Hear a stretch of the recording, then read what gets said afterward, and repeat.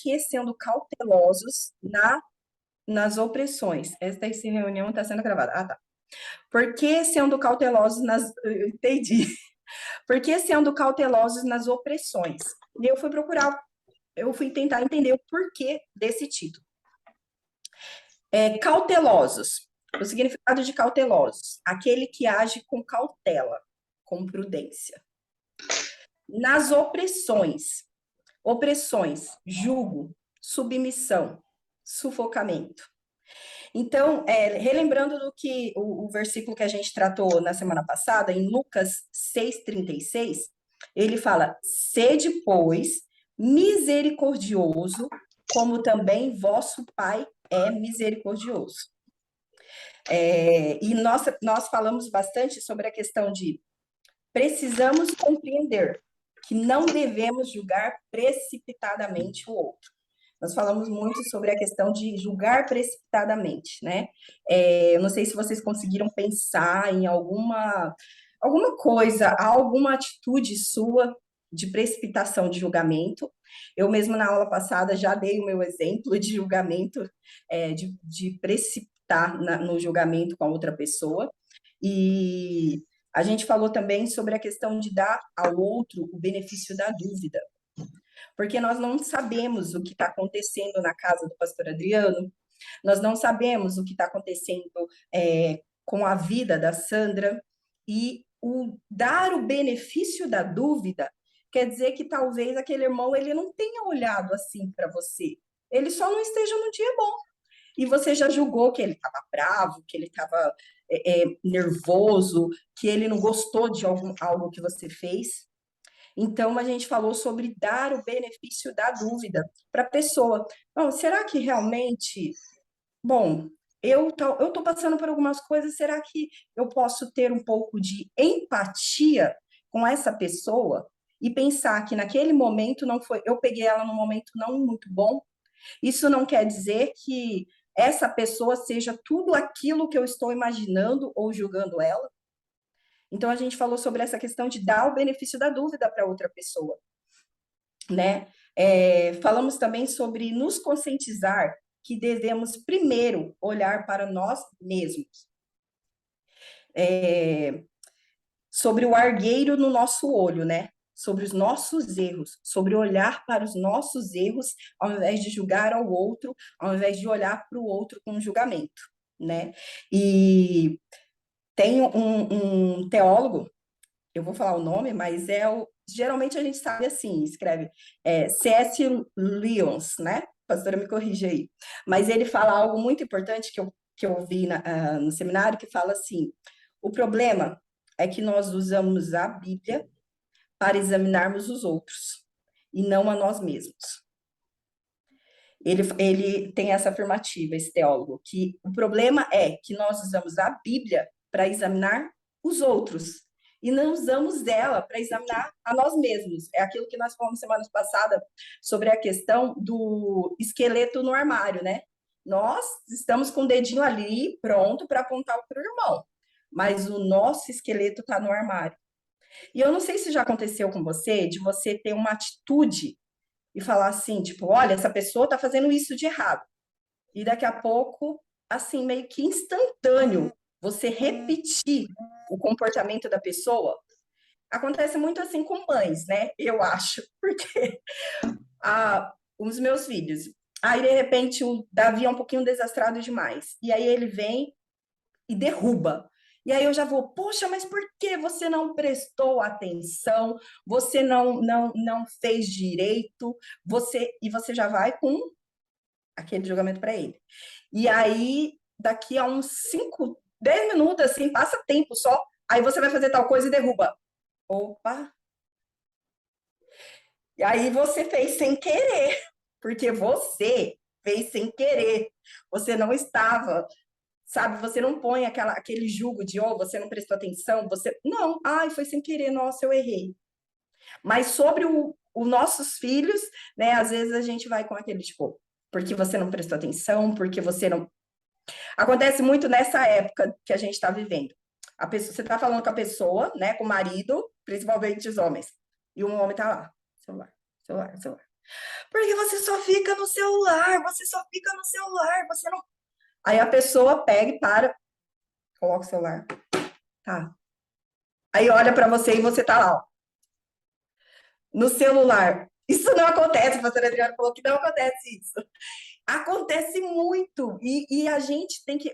Foi isso que Deus falou comigo fortemente. Tipo, Janara, você tem que olhar para você mesmo antes de apontar que o outro está errado. Olhe para você mesmo antes de você dizer que o outro está agindo de forma errada. Porque, como eu já informei aqui, eu já disse para vocês, e é uma coisa que eu levo para minha vida, é muito fácil eu resolver a vida da pastora Lu. Porque eu tô de fora. E eu tenho, nossa, tenho soluções rápidas. É isso, isso, isso, isso. Ela tinha que agir assim, assim, assim, assado. Mas quando chega na minha vida, eu não consigo resolver. Não se torna tão prático. Porque, na verdade, quando nós olhamos para os nossos esqueletos, nós olhamos para nós vemos que existem muito. O argueiro que está nos nossos olhos nos atrapalha de ver, né? A gente quer ver o problema do outro, mas não consegue ver o nosso próprio problema, né? Então, foi um pouco disso que a gente falou, né? Na aula passada, eu estou retomando. E nessa aula, do que nós vamos falar? Nós vamos falar um pouco sobre a questão da severidade de Deus, né? Sim, Deus, ele é um Deus que tem justiça, que ele tem a sua forma de lidar com os homens. E a pergunta é assim: se nós fôssemos julgados pela severidade de Deus, como nós queremos que o outro seja julgado, vai dar certo? Será que vai, né? Será que vai dar certo isso? Se nós fôssemos julgados com a mesma severidade que nós queremos que Deus trate o outro.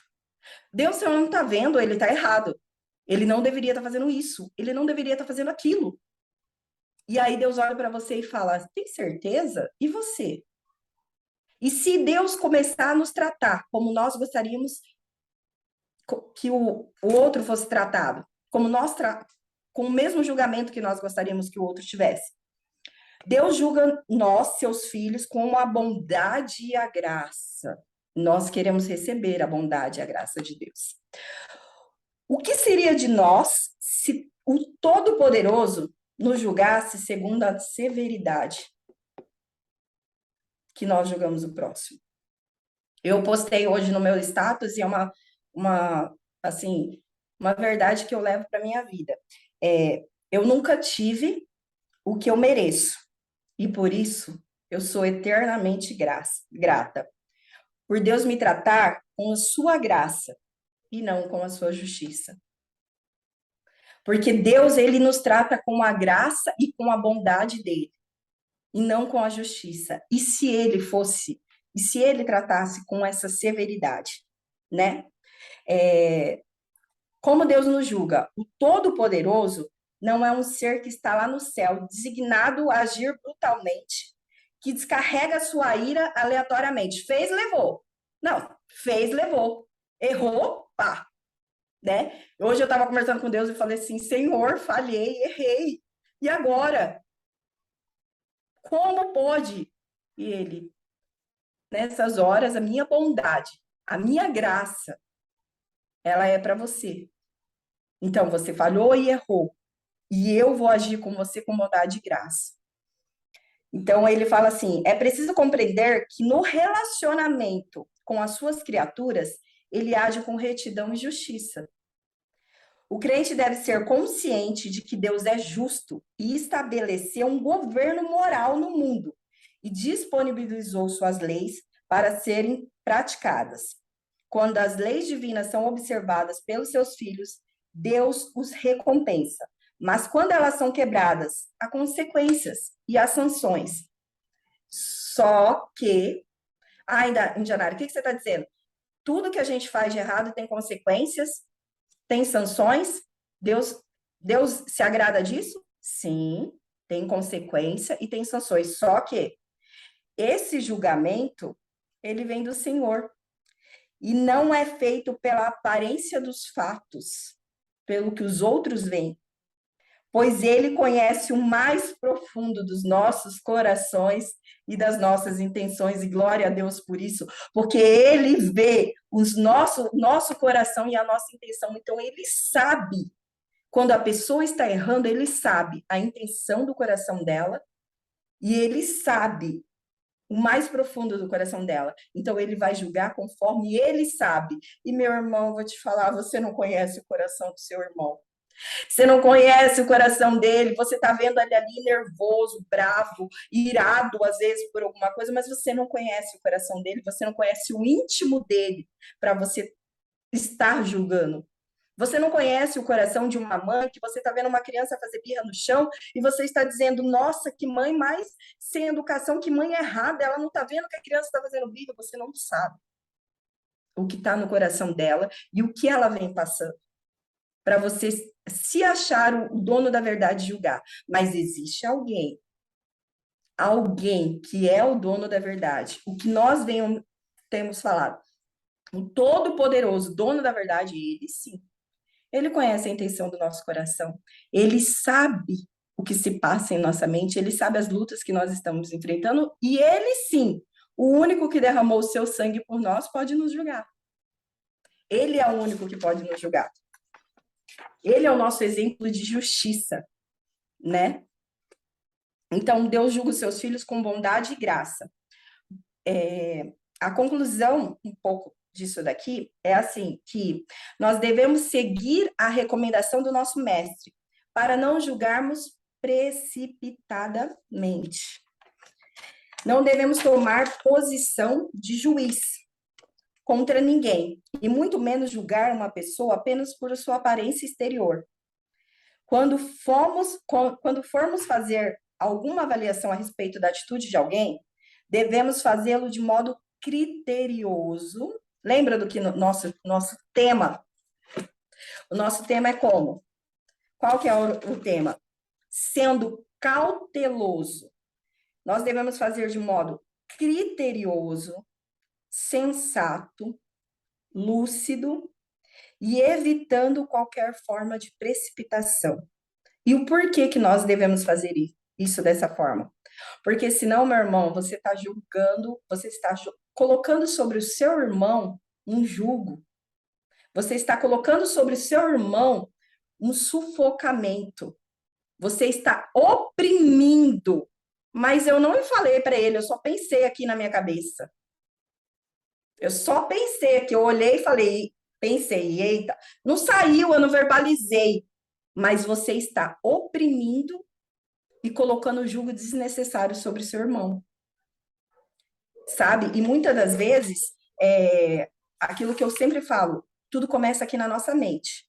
E você acha que você só está ali pensando e julgando na sua mente. Mas daqui a pouco você vai verbalizar, daqui a pouco você vai falar, daqui a pouco sai. Porque aquilo que está no nosso coração sai de alguma forma. Eu posso tentar esconder a Indianara que eu sou para todo mundo, mas uma hora aquilo sai. Aquilo vem de mim. Entendeu? Então, a gente tem que. O que eu falo sempre é a questão da nossa mente. O que você pensa? O que você pensa é a forma com que você age. O que você pensa, você vai, sabe, você vai ter atitudes que cooperam com aquilo que você está pensando. Então, se você está pensando em julgamentos contra os outros, contra as outras pessoas, contra quem quer que seja, em um julgamento que não é criterioso, não é sensato, não é lúcido, e é precipitado, você vai verbalizar isso em algum momento, você vai ter atitudes de julgo, atitudes de sufocamento com seu irmão. E eu gostaria de ler um segundo texto aqui, só para terminar, que ele fala assim, não julgueis. Como o relacionamento de cada cristão com Deus é secreto, não temos nenhuma base para julgar os motivos ou as convicções dos outros, nem mesmo seus fracassos e as suas fraquezas. Aliás, todos temos fracassos e fraquezas, vamos combinar, né? Se desejarmos ser críticos, devemos ser críticos de nós mesmos. Existe uma diferença entre essa advertência e o chamado de Paulo para a igreja. Disciplinar os pecadores. Quando um crente insiste em um comportamento que a Bíblia claramente identifica como sendo pecado, devemos concordar com as escrituras e punir. Quer dizer, se você está vendo que o seu irmão está mentindo, né? Realmente, você tem provas, ele está mentindo. Realmente, ele traiu. Realmente, você tem provas disso? Ele fez realmente disso? Sim. Paulo, ele diz que existe uma diferença entre essa advertência, entre você advertir a pessoa que está errada, entre você chamar a pessoa, são o que os pastores fazem, falar, olha, você está errado, você está em pecado. Existe isso. Isso não é julgamento, tá? Isso daí não é julgamento, porque existe um fato concreto, existe um fato com provas de que a pessoa está errando. Isso não é julgamento. E aí a gente tem que ter como que eu vou falar? Uma diferença entre as duas coisas. Existe o julgamento que você não sabe, que você não tem a consciência, que você está julgando pelo que você está vendo. E existe o julgamento, que é esse que Paulo fala, sobre você chamar o irmão e advertir ele sobre algo que ele está fazendo e você está vendo, está concreto para você, de que ele está fazendo aquilo e que aquilo é um pecado. Quando um crente insiste em um comportamento que a Bíblia claramente identifica como sendo pecado, devemos concordar com as escrituras e punir. E aí existem as punições, existem as formas que a igreja leva de conversar, existe você pegar e falar, olha, realmente, se você continua fazendo isso, continua traindo, continua mentindo, então realmente eu não posso mais andar com você.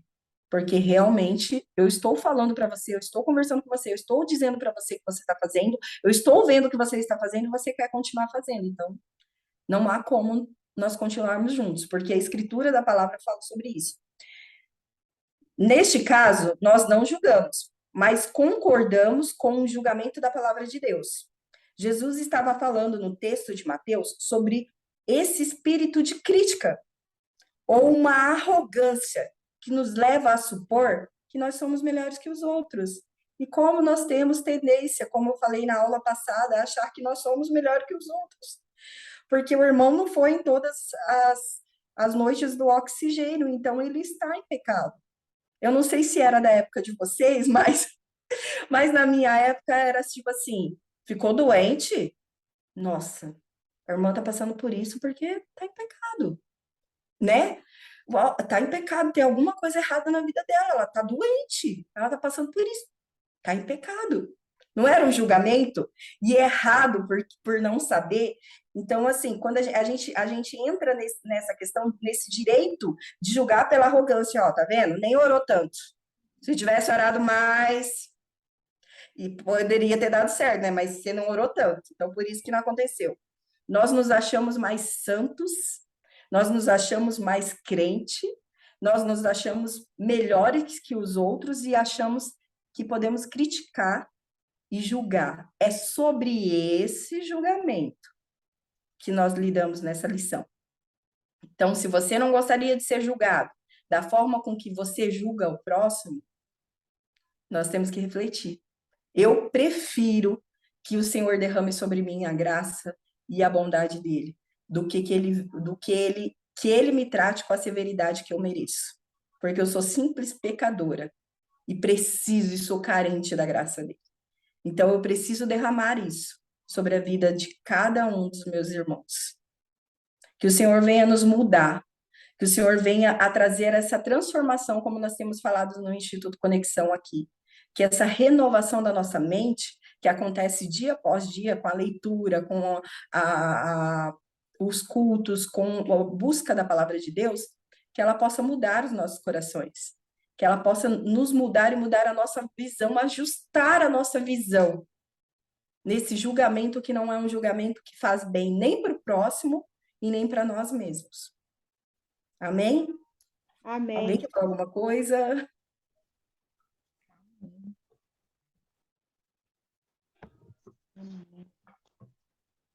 É a Pode mais falar, gente. Eu verdade. sei que eu falo muito, mas eu sei que vocês gostam de falar. Mas o que você falou é a mais pura verdade, é mesmo. Eu também já tive tudo essas impaciência, ou julgar a pessoa pela cara feia dela, ou tá emburrada, Sim. mas por que essa pessoa tá emburrada, né? O que que eu fiz? Eu tô falando um bom dia, não responde. Mas agora de fato, é verdade, né, irmã? É isso mesmo. Hoje eu sou bem diferente. Hoje eu penso 10 vezes, eu Glória a Deus. cumprimento, eu olho. Ah, a pessoa não está bem, cada pessoa é uma pessoa, ela não está bem com ela, às vezes está com problema em casa, a gente não sabe, então a gente tem que ter paciência e orar e vigiar. Eu falo assim, Deus, cuida dessa vida, né? Eu não sei o que ela tem, mas faça o melhor na vida dela, cuida dela. Sim. Deus abençoe ela e a família dela. Eu não sei o que está se passando. É. Eu não posso ajudar, eu vou orar por ela, né? Hoje eu estou bem. Eu já fui lá atrás, né? Não agora, mas lá atrás. A gente vai mudando, né? Deus vai quebrantando a gente, vai mudando nosso reagir, nosso pensar, nosso caminhar. Hoje eu sou uma pessoa bem Sim. tranquila nessa relação, mas a gente sabe que lá atrás a gente também teve as nossas falhas, fez coisas que não devia, né? Então, depois que vai passando ter conhecimento, ficar firme na fé, vai aprendendo. Eu aprendendo com vocês também, é muito bom. Cada dia eu fico me surpreendendo. E é isso mesmo. Tá certinho o que você falou, e é isso mesmo, irmã. Foi Oi, benção. É. Índia. Oi, Oi. Índia. Sim, também que muitas vezes a gente se julga, né? A Sim. gente se julga o autossuficiente, né? Ai, eu vou fazer um café melhor do que a indianária, eu vou fazer não sei o que lá. Então, a gente já se julga, né? Em Sim. muitas coisas. Essa é uma falha de todos nós, né? É. Às vezes você vai fazer um Verdade. trabalho, ai, eu vou fazer bem, aí você já começa a se julgar. Ai, será que eu vou fazer bem? Será que eu vou fazer mal? Aí, se você faz bem, aí quando você vai fazer o próximo, você se acha a última bolacha do pacote, aí não dá Sim. nada certo, né? Então, a Verdade. gente muito, não só julgar as pessoas, mas começar em nós, né? A Sim. gente tem que parar de julgar. Eu falo em mim, porque muitas vezes eu me julgo capaz de alguma coisa e, na verdade, nada.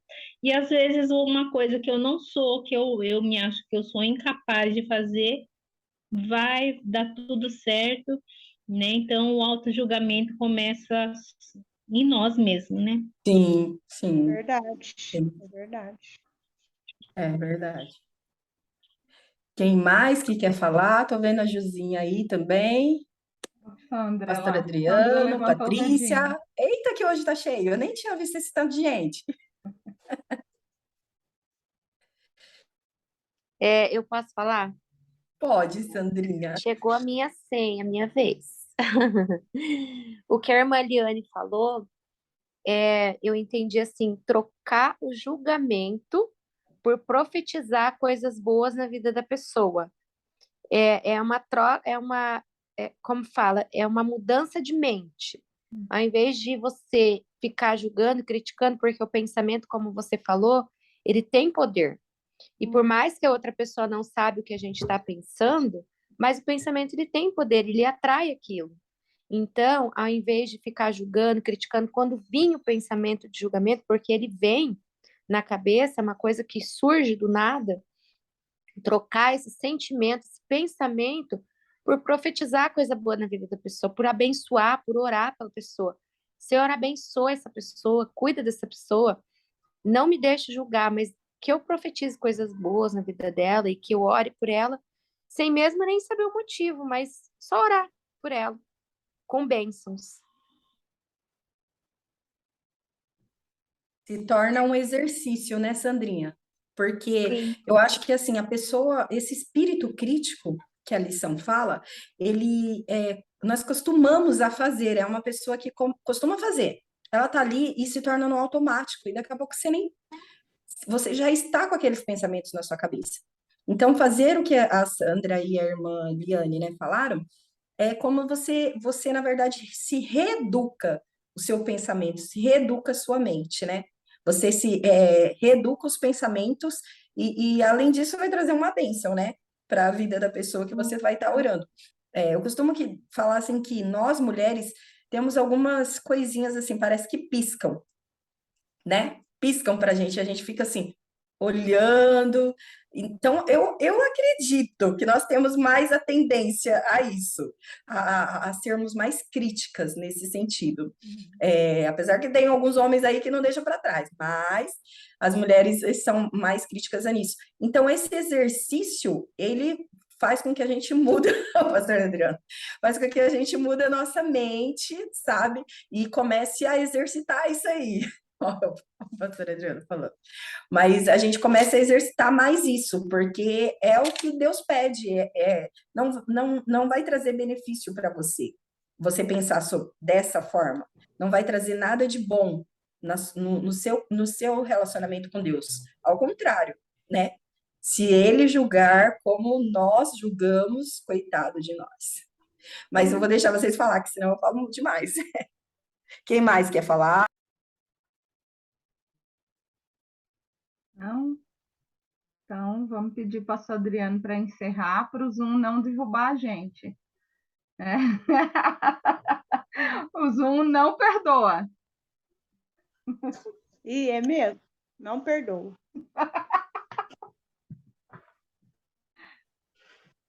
Oi, gente, boa noite para vocês. Deus abençoe. Boa noite, pastor. Top. É sensacional. Que Deus continue te abençoando. E quando a Indianara estava ministrando, eu estava refletindo sobre Mateus 18, a partir do verso 23. Dá uma olhada lá. Aquele que pede para ter as suas dívidas perdoadas, ao encontrar aquele que o deve, vai colocar ele na prisão. O Senhor o chama para conversar. Haverá um dia que seremos chamados pessoalmente para ter uma conversa com o Eterno. E eu espero que a minha caderneta esteja zerada das cobranças alheias. Pai, nós te louvamos pela vida de cada um daqueles que estão aqui, pela vida da Dianara, que ministrou o Senhor aos nossos corações, sobre a vida, Senhor, de cada participante, sobre os pedidos de oração, sobre a vida, Senhor, da pastora Lu, que tem disponibilizado desse tempo de material para poder, Senhor, encorajar o nosso coração, de sermos pessoas melhores, e que o Teu Espírito Santo continue nos fortalecendo e suprindo, Senhor, cada debilidade que está em nós. Em nome de Jesus, eu te peço, abençoe esse final de noite a cada um de nós. Em nome de Jesus, fica conosco com a Tua presença, nos ensinando, cuidando e provendo. Em nome de Jesus, amém. Deus te abençoe, gente.